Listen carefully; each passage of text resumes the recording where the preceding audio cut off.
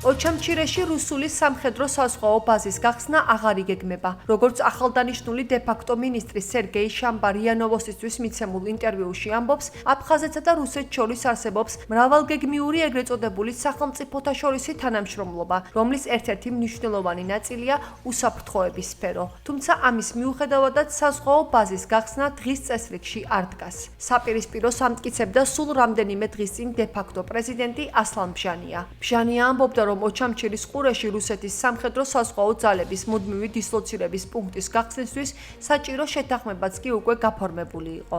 აღნიშნულ თემაზე აფხაზეთის საინფორმაციო ანალიტიკურ ცენტრთან შინაგანი ჯარების ყოფილმა სარდალმა გენერალმა გია შერვაშიძემ ისაუბრა. შერვაშიძე ადასტურებს, რომ ოჩამჩირის პორტი რუსეთს სამხედრო თავდაცვითი დანიშნულებისთვის სჭირდება. დე-ფაქტო ლიდერების ურთიერთგამომრიცხავ განცხადებებს კი ოფიციალური თბილისი ოკუპირებულ ტერიტორიაზე არსებულ ეგრეთ წოდებული პოლიტიკური კრიზისით ხსნის.